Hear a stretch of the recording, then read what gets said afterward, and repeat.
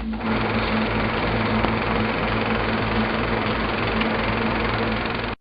are you? Good, Robin. How are you? Good.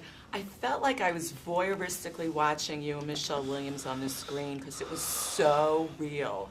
Yeah. Tell me how you lived as your characters before you started shooting. Well, you know, it ended up, well, the filmmaker worked on it for 12 years. He wrote 75 drafts. And Mishel was on board for 6 years, and I was on for 4. So we had a lot of time to work on our characters.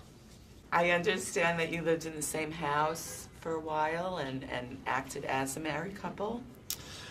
Yeah, we shot the film takes place in 2 different time periods. One where the couple is meeting and falling in love, and the other is where their kind of love is sort of falling apart. It's 6 years later and they have a kid.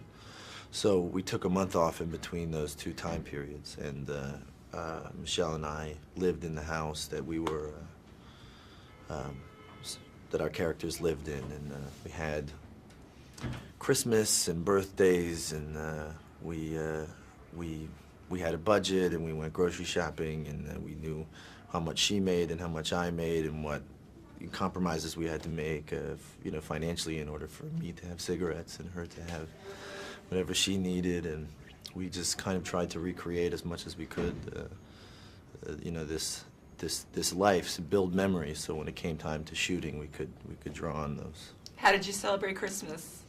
We put up a tree and we bought presents, wrapped them. We had a whole fake Christmas.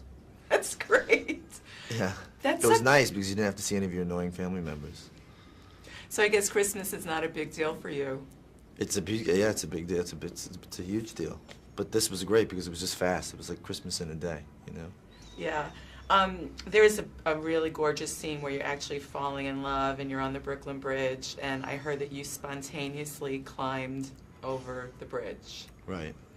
What possessed you to do that? I don't know. I don't know why I did that. That was dumb. I wouldn't encourage it. The director is crazy, and he has this way of directing which brings things out of you that you're not expecting. He'll say to Mishel, I don't care what Ryan does, he's going to ask you what your secret is, and you're not going to tell him, no matter what he does. And then he says to me, privately, I don't care what you have to do. You're going to get her to tell you your secret. I don't care what you have to do. So, action. Hours go by. I'm asking, what's the secret? What's the secret? She won't tell me until eventually the sun's going down.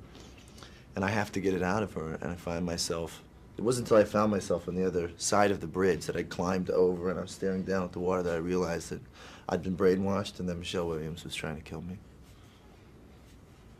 Have you ever actually walked over the Brooklyn Bridge before?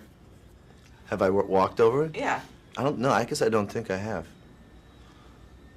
That's why, yeah, I don't know. I mean, it was a bizarre, this whole movie is an experience of that. I don't really remember making it, and we got so immersed in the roles, and it took so long to make it that it just felt like we were living, really living other people's lives. So whatever next project you have will like pale in comparison to this experience, I'm sure. I went and did a comedy, Steve Carell, after this because I left it all in the field on this one, and I didn't know. I couldn't try and do it again.